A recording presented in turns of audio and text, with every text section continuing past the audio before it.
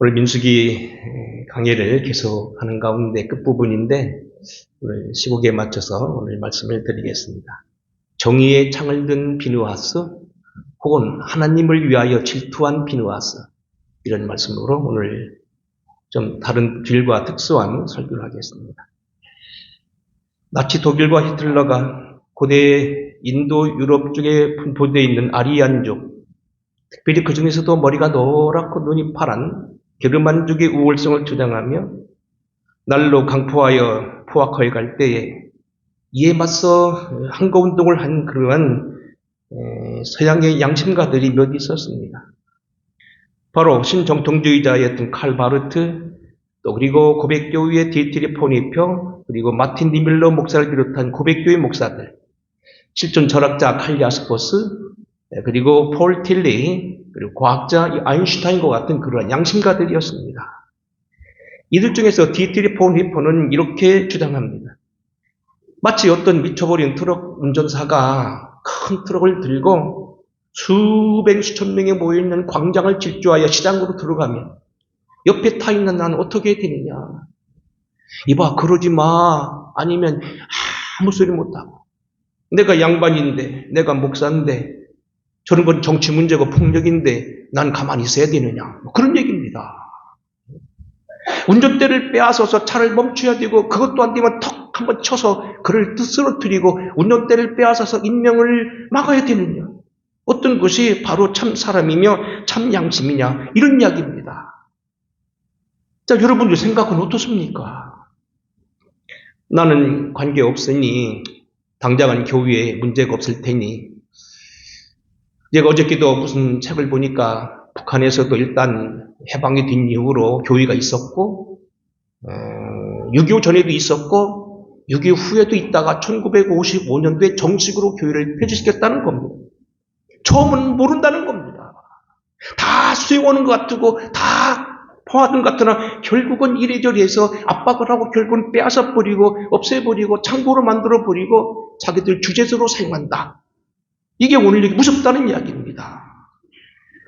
참고로 이렇게 히틀러를 막아선 독일 가운데 경경한 대표자를 든다면은 바이스 로제라고 해서 백장미단 미넨대학교의 학생 한스 쇼올과 소피 쇼올의 남매, 그리고 그의 친구인 크리스토퍼 트로푸스 같은 사람들, 반나치 전단을 제작하여 배포하다가 결국은 포괄이 견디지 못하고 체포되어 처형을 당했다.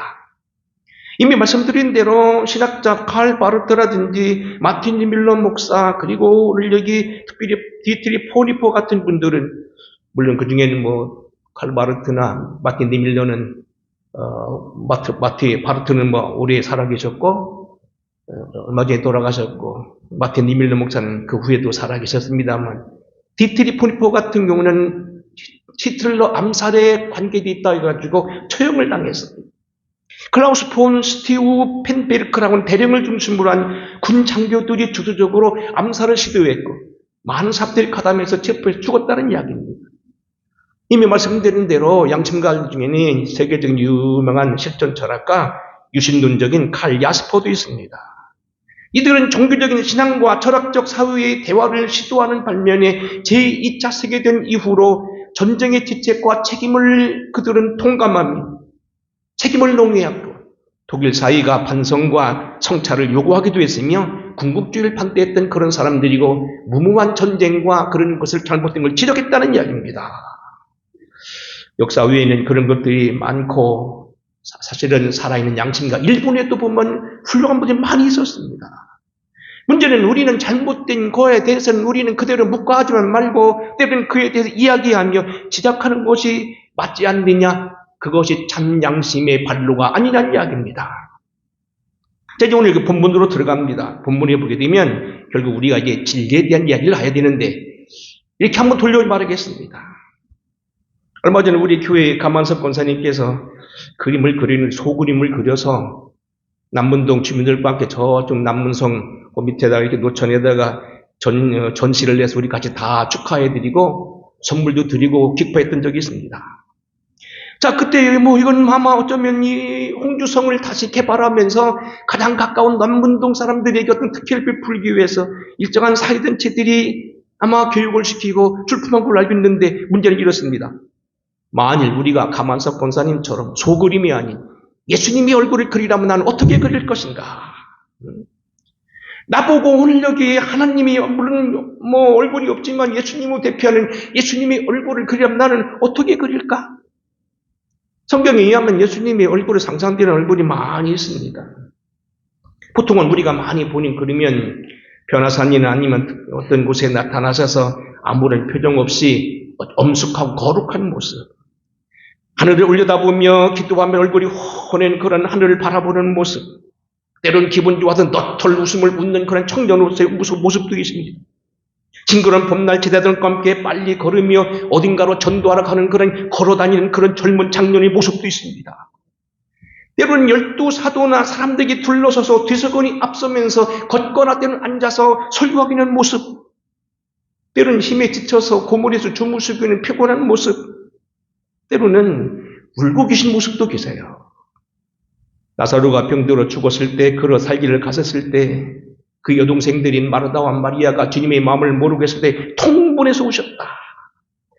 기들은 골짜기 건너편 벳바게에서 예루살렘 성에 들어오면서 눈물교회 앞에서 예루살렘을 향하여 예루살렘 성을 이름을 불러가며 우셨다. 성경에는 물론 명확한 기록 없지만 마태복음 26장에 보게 되면 겟세마네 동산에서 그가 애써 땀방울이 핏방울이 되도록 그때 기도했을 때 어쩌면 그때 우셨던 것이 아니냐. 그런가 하면 우리가 알다시피 드물게 화나신 모습도 있습니다. 요한복음 2장에 보게 되면 요한복음 서두에 이렇게 되어 있습니다.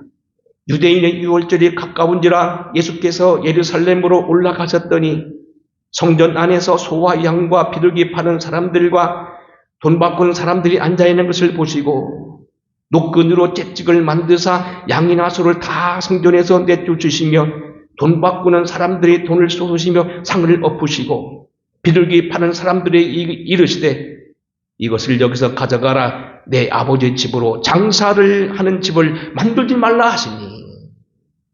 오늘 여기 하나님의 말씀을 왜곡하고 잘못된 신앙생활하고 있는 사람들에게 때로는 화내신 모습을 하고 그들을 내모는 그런 화나신 모습도 있다는 얘기입니다. 구약성경에도 때로는 하나님이 진노하셨다는 그런 표현들이 꽤 많이 있습니다.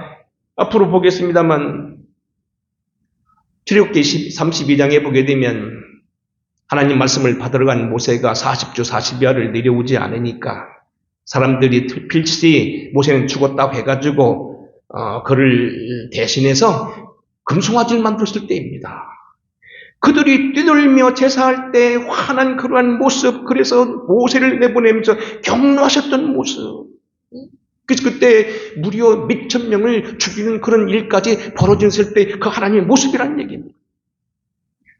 좀 손이 들긴 합니다만 이렇게 한번 생각해 보겠습니다. 예수님이 성품, 하나님의 성품은 크게 두 가지입니다. 첫째는 사랑의 하나님이 우리가 잘하는 대로 기지만 또 하나는 공의의 하나님이라는 거예요. 여러분, 사랑의 하나님은 우리 죄를 용서하시고 당신의 아들까지 보내셨고 무제약적으로 우리를 사랑하기 위해서 십자가에 죽기까지 하신 사랑하신 하나님. 그러나 그 이면에는 또 하나의 성품이 있는 그건 공의의 하나님. 죄를 그대로 두고 볼 수 없고 천지를 창조하시고 세계를 움직이시는 그분께서 악을 그대로 두어서는 안 되기에 그를 처결하기 위해서 예수님을 십자가에 못 박아야 되는 그런 하나님, 공의의 하나님. 되게 공의 하나님 그러면 공평하신 분인 줄 아는데 그런 공평이 아닙니다. 여기는 뭐냐면 공적인 공공적인 의. 더 하시면 공공적인 의란 개념에서 인류 전체를 아우르는 그런 어떤 진리를 세우기 위해서 공의를 세우기 위한 그런 양보 없는 그런 것. 그래서 때로는 그 공의를 세우기 위해 심판도 하시고 진리로 때로는 역사하기 위해서 불뱀도 내리시고 열뱀도 내리시고 때로는 심하시면 죽기까지 하게 하신다는 겁니다. 하나님이 때로는 용서만 하는 하나님이 아니라 무서운 그러한 공의 하나님도 되신다는 겁니다. 오늘 여기 본문에 나와 있는 민수기 말미에 있는 한 사태를 보면서 몇 가지로 보겠습니다. 첫째로 오늘 본문에 보게 되면 이스라엘 백성들이 죄를 범했을 때 하나님은 진노하셨다고 되어 있습니다. 1절로 3절 말씀 제가 읽어보겠습니다. 이스라엘이 시딤에 머물러 있더니 그 백성이 모압 여자들과 음행하기를 시작하시니라. 그 여자들이 자기 신들에게 제사할 때 이스라엘 백성이 청하여 백성이 먹고 그들의 신들에게 절함으로 이스라엘이 바알 부울에게 가담한지라 여호와께서 이스라엘에게 진노하시니라 그랬어요. 지금 일단에 뭡니까? 이제 모압 평지에 이르러서 발람의 저주를 잘 피하고 하나님이 저주하지 못하게 되니까 그걸 피했는데 그들이 발람의 꼬이기를 뭐라고 하냐면 모압 여자들과 함께 음행을 하게 만들었고 그들이 참여하고 있는 우상 제물에 참여해서 그들에게 우상을 제물을 먹게 했다는 겁니다. 그리고 그걸 같이 절했다는 겁니다. 이때 하나님이 대노하셨다는 겁니다. 여러분 보세요. 그래서 어떻게 했습니까? 17절에 보게 되면 하나님이 그들을 결국은 나중엔 징치할 뿐만 아니라 17절에 보게 되면 미디안 사람들을 대적하여 그들을 치라고 말씀하시고 그들 가운데 여러 사람을 죽이기도 하셨고 오늘 본문에 나오는 비느하스로 하여금 그를 죽게 만들었다는 거예요. 여러분 우리가 먼저 기억할 건 뭐냐면 하나님은 용서의 하나님, 긍휼의 하나님, 십자가 위에서 내 죄를 담당하실 그런 크신 하나님이기도 하지만은 그 이전에 하나님은 우리에게 공의를 원하신다는 겁니다. 죄를 용납하지 아니하신다는 겁니다. 얼마나 죄를 묘했으면 당신 아들을 보내서까지도 그 죄를 문제를 해결하려고 했겠냐는 겁니다. 하나님과 죄는 같이 공존할 수 없다는 겁니다. 문제는 하나님은 사랑의 하나님이기도 하지만 공의의 하나님이다. 오늘 이스라엘 백성들이 발람의 꾀에 빠져서 저들이 가르침을 받아 음행을 하고 우상에게 절을 하고 결국 그 음식을 먹었을 때 어떤 벌이 벌어집니까? 여러 가지가 나옵니다. 첫째는 보면 하나님의 이러한 백성들이 대노하서 한 조치를 보게 됩니다. 4절입니다. 백성의 수령들을 잡아서 목을 매달게 합니다. 한번 우리 같이 읽어보겠습니다. 4절, 5절. 오늘 본문 말씀은 많이 읽지 않았는데 성경 같이 보겠습니다. 4절, 5절 시작. 여호와께서 모세에게 이르시되 백성의 수령들을 잡아 대항을 향하여 여호와 앞에 목을 매달라. 그리하면 여호와의 진노가 이스라엘에게 떠나리라. 모세가 이스라엘 재판관들에게 이르되 너희는 각각 바알불에게 가담한 사람들을 죽이라 하니라. 오늘 여기 그들을 향하여서 절하고 대항을 향하는 사람들 그들을 향하여 분명하게 그들 목을 매달고 그들을 죽여라. 두 번째는 뭡니까? 그들 가운데 연병을 이미 내리셨던 모양입니다. 8절 9절 한번 읽어보겠습니다. 8절 9절 시작. 그 이스라엘 남자를 따라 그의 막사에 들어가 이스라엘 남자와 그 여인의 배를 꿰뚫어서 두 사람을 죽이니 연병이 이스라엘 자손에게서 그쳤더라. 한절. 그 연병으로 죽은 자가 24,000명이었더라. 이미 언제부터 나왔는지 모르지만 그 죄를 범할 때 그들 가운데 연병이 있었다. 전염병이 있었고 그 연병으로 죽은 사람이 무려 24,000명이었더라. 불과 며칠 안 돼서 24,000명이 그들에게 죽었다는 얘기입니다. 그뿐만 아닙니다. 그 밑에 내려가면 16절입니다. 읽어보겠습니다. 16절. 자, 시작. 여호와께서 모세에게 말씀하시되 미디안인들을 대적하여 그들을 치라. 이는 그들이 속임수로 너희를 대적하되 부울의 일과 지휘관의 딸 곧 부울의 일로 연병이 일어난 날에 죽임을 당한 그들의 자매 고스비 사건으로 너희를 유혹하였습니다. 보세요. 지도자를 죽이고 그들 가운데 연병을 내릴 뿐만 아니고 미디안 사람들까지 치라는 겁니다. 너희들 거기 가담해서 죄를 보면 너희는 죽는 건 그만두고 그 일 때문에 연병이 생기고는 저들이 당하는 건 그만두고 그 일을 하게 만든 그 사람들까지도 죽이라는 거예요. 그리고 다른 성경에 보면 그들이 너희의 적이 아니라 하나님의 적이라는 표현을 씁니다. 여호와의 적과 싸우라는 대목이 나옵니다. 중요한 건 뭐냐면 하나님이 악을 그냥 두고 보지 아니하신다는 거예요. 문제는 우리가 이러한 악으로 인하여서 이스라엘 백성 가운데 결국 지도자들이 죽게 되고요. 그들 가운데 저들이 감당을 못한 연병이 내리게 되고요. 나아가서 적군의 군사까지 죽겠다는 사실을 기억하고요. 우리가 반드시 인간들 앞에 잘못이 있으면 하나님의 채찍이 있다는 걸 우리는 기억해야 돼요.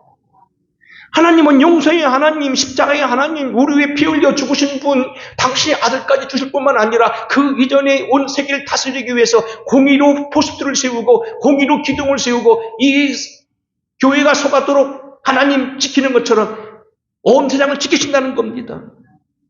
그러므로 우리는 공의를 행하면서 이러한 진노가 개인이나 가문이나 교회나 나라의 민족의 세계의 인력에 미치지 않도록 여러분이 중보해야 됩니다. 두 번째로 우리가 주목하는 건 뭐냐면 이쯤에 주목할 한 인물이 나타난 젊은이입니다. 소위 말하는 오늘 설교 제목대로 말하면 비느하스라고 하는 그런 제사장입니다. 6절 읽어보겠습니다. 이스라엘 자손의 온 회중이 해망분에서 울 때에 이스라엘 자손 한 사람이 모세와 온 회중의 눈앞에 미디안 한 여인을 데리고 그의 형제에게로 온지라 제사장 아론의 손자 엘르아스의 아들 비느하스가 보고 회중 가운데서 일어나 손에 창을 들고 펄쩍 같이겠습니다. 시작. 그 이스라엘 남자를 따라 그의 막사에 들어가 이스라엘 남자와 그 여인의 배를 꿰뚫어서 두 사람을 죽이니 연병이 이스라엘 자손 가운데 그쳤더라. 여기 보면 이스라엘 자손이 온 회중을 본다는 연병이 되는 사람이 막 죽기 시작해요. 그리고 지도자는 목을 매달리니까 사람들이 막 울어요. 근데 이때도 정신 못 차리고 한 젊은 녀석이요. 모압에 있는 여자를 데리고 자기 막사로 들어가는 거고요. 비느하스가 따라 들어가서 창을 찔렀어. 그래서 우리 여러분 주부에 무슨 그림을 넣고 하다가 이게 비느하스라고 하는 얼굴이 있는데 이건 그냥 만들어낸 게 아니고 미국의 어느 엘파소 교회라는 어느 교회의 정문 앞에 세우는 그런 동상들이 비느하스라는 걸 세워놔 창을 들었잖아. 그리고 그 밑에는 크게 그릴 수 없어 오른쪽에 조그맣게 그리는데 두 남녀가 같이 붙어 있는 걸 비느하스 쫓아가 창으로 찔른 거예요.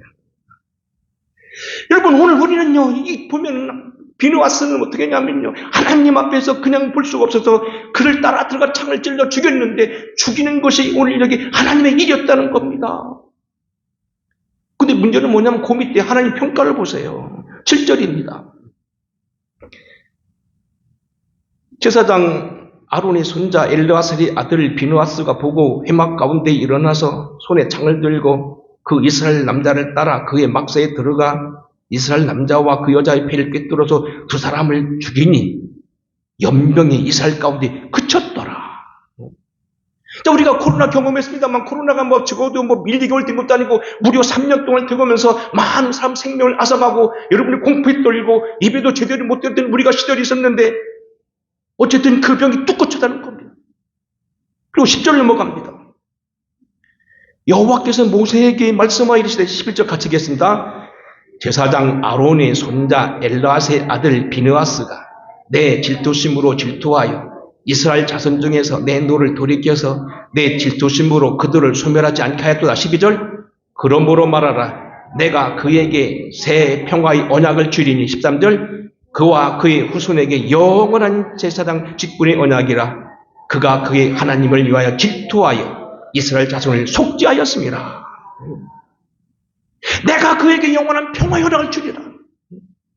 결국 무슨 말이면 내가 지금 그대로 놔두면 이스라엘 싹 썰어버리는 그러한 진노 가운데 있는데 오히려 내가 맞불을 놨다는 거지요. 맞불을 놔서 이걸 막았고 내가 그래서 그에게 평화를 주고 그 대가로 내게 영원한 제사장이 되게 한다는 겁니다. 절대로 그 자손 가운데는 제사장이 끊어지지 않는다는 겁니다. 레위 지파를 통하여 재앙을 막은 것처럼 오늘 엘르아스 한 사람의 행동 때문에 이스라엘에게 연병이 떠나가게 하고 그 백성을 멸망시키는 구원을 줬다는 얘기입니다.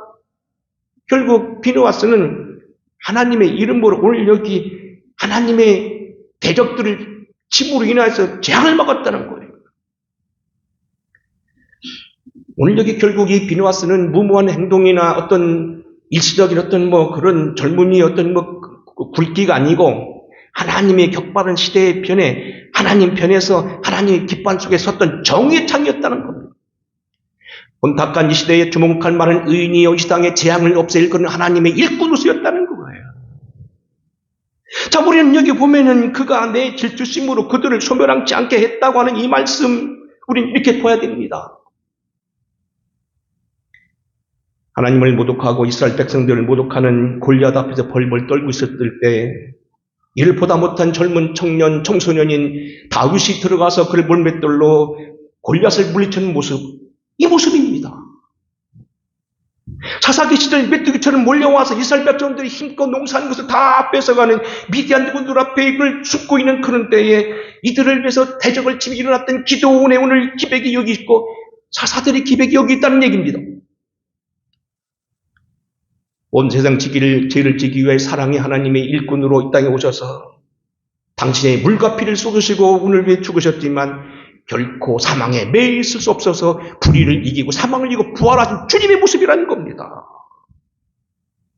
안식일에 손 마른 사람을 고치는 것, 나병 환자를 고치고 병든 사람 고치는 것을 때로는 노려보고 예수를 죽이려고 하는 사람이 있음에도 불구하고 알면서도 그들에게 위해서 병을 고치시고 치료하셨던 강직한 주님의 모습, 의로운 품성의 하나님의 예수님의 모습이 여기 있다는 얘기입니다. 오늘 우리 남은 다시 한번 잘 기억하셔야 됩니다. 혜성같이 등장했던 젊은 사람들을 교만하다고 말하지 않고 그가 범죄했다고 말하지 아니하고 그를 하나님의 평가 가운데 의로운 일을 행했다고 말하며 평화의 일꾼으로 쓰였다고 말하며 평화의 언약을 쓰겠다고 말하며 그를 영원한 제사장으로 쓰겠다는 사실을 여러분 기억해야 됩니다. 이 말은 무슨 얘기입니까? 믿음으로 살지 아니하고 은혜로 살지 않은 사람은 무조건 감싸만 주는 것은 그건 사랑이 아니라는 겁니다. 그를 죽음 가운데 들어가게 하는 거라는 겁니다. 원고 없는 얘기 하겠습니다. 아침 새벽에 제가 옮겼습니다만 어제 저녁에 설교 준비를 하면서 늘 목사는 설교할 때까지 계속 고민하고 있는데 마침 김진용 목사님, 두레교회 목사님 설교가 나와서 제가 그걸 들었어요. 서두에 당신이 어떻게 해서 목사가 되었고 자기 할아버지가 예수 믿었는가 하는 걸 얘기하더라고요. 이 김진용 목사님은 여러분 우리나라 가장 산골로 치고 있는 청송 가모서 청송에서 태어나셨대요. 할아버지들이 다 자기 기상도 너무 가난해서 모성들이었다는 거예요. 얼마 전에 또 한번 고향을 방문했더니 그때 할머니들이 자기를 알아보고 하는 얘기가 뭐냐면 모슴집 손자가 청송에서 제일 유명한 사람 됐네. 아, 뭐가 유명합니까? 그러니까 텔레비에 우리같이 많이 나온 사람이 어디 있어? 자네같이? 응? 이 청송에서 텔레비 제일 많이 나온 사람 김진용 목사. 응? 근데 문제는 뭡니까? 모심했다는 거예요. 어느 날 갑자기 자기 할아버지 모심된 분이 논에 들어가서 모를 신고 있는데 마침 선교사가 지나가다가 전도를 하기 위해서 이랬다는 갑자기 선교사가 여보시오, 내가 급한 일이 생겼다 나와보시라. 그래서 급하다고 하니까 자기 할아버지가 나왔대. 그래서 무슨 급한 일이 있냐고 뭘 도와줄 거냐 그랬더니 사실은 내가 선교사인데 당신 예수 믿어야 된다고. 화가 나가지고 지금 바빠가지고 군것도 새 없이 일하고 있는데 거기서 들어가 있는 사람을 끄집어내서 바쁜 일이 무슨 배탈이 났는지 아니면 뭐 큰 죽을 일이 났는가 해서 나와보니까 예수 믿으라고 하니까 화가 났는데 그랬다는 거예요. 그 선교사가 뭐라고 했냐면 당신 그대로 가면 지옥에 가는데 그보다 더 급한 일이 어디 있습니까? 그리고 2시간 얘기했는데 결국 그 사람이 성령이 감동해서 예수를 믿게 되고 그때부터 예수를 열심히 믿었다는 거예요. 주일날 예배 참석하기 위해서 산에 올라가서 토요일날이면 그 집에다가 2짐씩 짐을 덮고 모시는 철이 되면요 들여나가서 딴 사람 밤을 새워서 물을 심어놓고 주일날 교회를 나갔다는 거예요. 오늘 비누아스의 일이 뭔 얘기입니까? 오늘 여기 그러한 일로 하나님의 질투를 하고 하나님의 말씀으로 살아가는 모습들이 여기 있다는 겁니다. 문제는요, 여기 보면 지금도 하나님은 비누아스를 찾고 있다는 이야기예요. 지금 이 시대도요, 똑같이 의의 편에 서서 하나님 편에 서서 말씀을 외치고 불에 대해서 아니라고 말하고 스톱이라고 말하고 빨간 길을 내밀면서 여기서 정지하라고 앞으로 가라고 하는 그런 것을 할 수 있는 사람이 필요하다는 얘기입니다. 자, 우선 우리는 망해가는 백성들을 향하여서 이랬던 많은 사람들이 비누아스를 우리는 성경에서 봅니다. 제일 먼저 이미 말한 대로 출애굽기 32장에 보게 되면 금송아지를 만들고 우상을 절하는 사람들에게 나섰던 레위 사람들, 각각 허리에 칼을 차고 진 인문에서 저문까지 다니면서 그 형제를 각 사람이 자기 친구를 각 사람이 자기 이웃을 죽이니라. 그래서 레위인 헌신했던 레위 사람들. 에스겔서 9장에 보게 되면 성중에서 우상을 숭배하고 귀신을 따라간 사람들, 애통하는 사람들, 이마에 표를 받은 사람들, 망해가는 백성들, 결국은 소도 제 주인을 알고 미물도 제 물고기도 밥 주는 사람을 알아보는데, 미물도 알아봐요. 여러분 혹시 수족관 붕어 키워본 사람은요, 밥 안 주는 집사람을 몰라봐도요, 내가 1m, 2m 떨어져도 그것도 알아보고 나 쫓아와요. 그런데 소도, 외양간이는 소도, 개도, 우미물도 다 집 주는 주인을 알아보는데 이 백성은 여호와를 모른다. 망해가는 이스라엘 사람들을 향한 눈물로 기도했던 에레미야 같은 사람들과 선지자들, 포로기 이후에 그들을 다시 돌아와서 다시 바른 백성을 키우려고 노력했던 에스라, 느헤미야, 그 이전에 왕비 에스더, 죽음은 죽에 나아갔던 모르드게와 같은 사람들, 약속하신 메시아를 기다리며 성전에서 밤을 새워 기도하며 금식하며 그를 위해 기다렸던 성시몬과 안나와 같은 인물들, 세례 요한의 어머니들, 바로 그들이 그 시대의 피느하스였습니다. 독일의 고백교회 목사님들 같은 분들, 일본의 때로는 뭡니까? 메이지 유신에 참여해서도 반한파, 때로는 친한파, 한국을 위해 옹호하는 분들도 있었어요. 특별히 지난번 말은 가가와 도요교회는 평화주의 정의, 사회정의, 기독교 신앙, 저항운동, 인터넷 보면 다 나옵니다. 이런 운동을 하면서 한국 정벌이나 세계 전쟁을 반대했던 사람들, 뭐 웃지모라 간주 같은 사람들, 내촌감상, 그리고 여기 보면 여러분 신문에 보기엔 많이 나옵니다만 메이지 주역을 했던 무사 출신이었던 요코야마 야스타케 같은 사람들은요, 한국 전쟁을 반대했어요. 중요한 건 이미 말씀드린 대로 하나님은 지금도 우리에게 정의 칼을 든 비누앗을 찾고 계시다는 거예요. 이 시대가 다 썩어가고 그것이 옳다 하고 다 그곳에 가지만 아니라고 말하는 사람들이 필요하다는 겁니다. 지금도 창을 들고 찍으려고 하는 그런 정의 사람들이 필요하다는 얘기입니다. 말씀을 줄이겠습니다. 제가 아주 잘 아는 목사님은 언제부턴가 몇 년 동안 12시 전에 잠을 잔 기억이 없다고 얘기합니다. 본래 이번은 인권주의자고 우리나라의 통일이라는 것 때문에 많이 좌편이라기보다도 친북 혹은 친중, 소위 그는 아니지만 어쨌든 나름대로 폭넓게 생각했던 사람인데, 언제부턴가 이런 운동들이 좌편으로 흐르는 모습을 보고서 나라 걱정하면서 잠을 못 자고 국가와 기도하다 12시에 잠을 못 잤다는 겁니다. 나라 위에 기도하다 보니까 잠을 잘 새가 없다는 겁니다. 꼭 기도하고 자야 된다는 겁니다. 그래서 12시간 잠을 못 잤다는 겁니다. 그들이 바로 오늘 여기 비누아스가 아니냐는 얘기입니다. 오늘 많은 사람들이, 오늘도 지금 많은 사람들이 귀신의 가르침을 따라가고 이리저리 방황하고 주대 없이 왔다 갔다 할 때 하나님의 말씀을 끝까지 지키면서 나쁜 건 나쁘라고 말하고 흙은 흙이라 말하고 백은 백이라 말하면서 잘못된 걸 말하고 있는 그런 사람들, 영적인 비누아스가 있다는 사실입니다. 열왕기상 19장에 보게 되면 엘리야가 지쳐서 광야로 쫓겨나가 노림나무 안에 죽기를 바랬을 때 하나님이 그에게 말씀하기 뭡니까? 다 주를 버렸습니다 하지만은 내가 너를 알지 못하는 7,000명의 의인을 준비했도다. 나라와 민족을 기도하는, 토굴에 기도하는 7,000명이 있었다는 겁니다. 지금도 비누아스 같은 의인이 있다는 얘기입니다. 어떤 사람이 오늘 정의의 비누아스입니다. 무엇보다도 오늘 우리는 바른 예배를 드린 사람들일 겁니다. 더 나아가서 오늘 자기 말을 고집하고 계속하여 귀신을 따라간 사람들을 위해서 우리는 애통하는 사람들일 것입니다. 정권 야욕에 사로잡혀 정치는 쿠데타를 이루거드나 진리를 왜곡하여 각종 이론을 주장하고 아침에는 이 말, 오후에는 저 말, 이 말 저 말 왔다 갔다 하면서 자기를 고집하는 사람들을 보면서 때로는 민주주의 근간을 흔들고 있는 국가의 조반을 흔드는 어떤 선거를 부정하게 한다든지 여론을 조작하는 사람들, 그런 사람들을 용납하지 않는 겁니다. 여러분, 우리는 모두 다 따라가면 안 돼요. 때로는 아니라 할 수 있어야 돼요.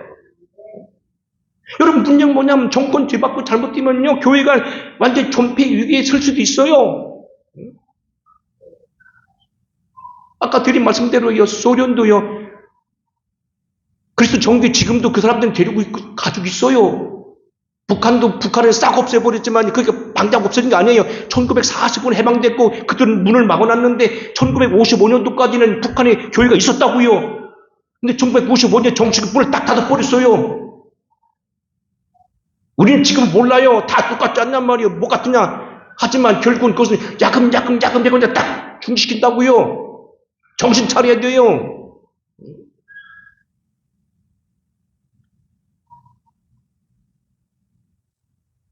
미쳐가는 세상을 향하여 때로는 아니라 할 수 있는 그러한 사람들도 필요한 것이 아니에요. 왜 교회에서 정치 이야기를 하고 왜 오늘 여기 쓸데없는 일에 대해서 가담하고 목사는 성경이나 가리키고 예수나 가리키지? 아니에요. 그 예수님은 진리의 예수님이고 그 하나님은 정의의 하나님이에요. 때로는 비누아슨 같은 사람도 필요해요. 칼을 든 창을 들고 악한 사람을 꿰뚫어야 되며 하나님의 진투를 막아서 더 큰 죄를 막는 것도 필요해요. 그것도 하나님의 말씀이고 그것도 예수 믿는 거고 그것도 하나님을 따르는 그러한 제사장들이 해야 될 일이에요. 오늘 지금 이 시대에 비누아스 같은 인물들 찾고 계시다는 걸 기억하겠어요. 그 영적 비누아스가 누군가 마음속에 한번 깊이 기억하고 물론 우리가 통일을 기억하고 그들에게 햇볕 정책 나눠주고 베풀고는 건 인도주의 입장에서 도와주는 건 얼마든지 좋지만 그 이상으로 그들이 속아서는 안 되겠다. 그리고 이미 도를 넘어버린 오늘 이 시대에서 우리는 어떤 길을 가야 될 건지 분별력이 필요하다. 정의의 창을 들고 오늘 내가 해야 될 행동을 결정한 이러한 비누아스의 결단과 오늘 그런 정치적인 어떤 그런 각오도 이 민족의 지도자와 대통령과 모두에게 필요하다.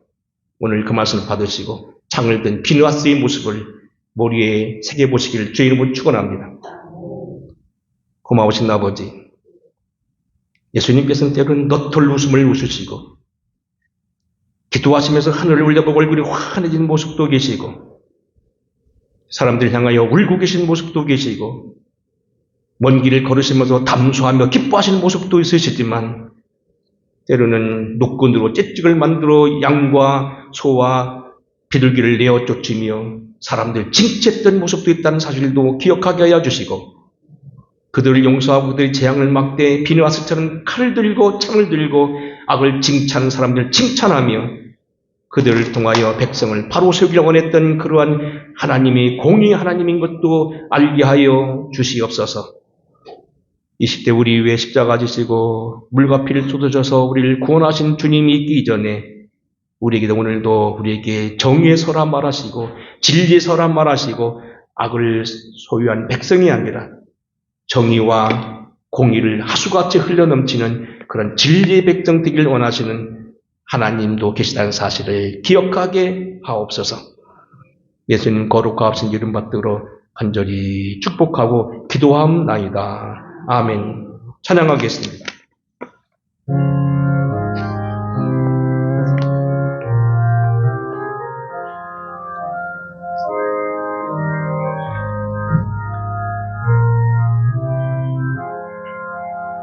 어느 민족 누구게나 결단할 때 있나니 참과 거짓 싸울 때에 어느 편에 설 건가 주가 주신 새 목표가 우리 앞에 보이네 빛과 어둠 사이에서 선택하며 살리라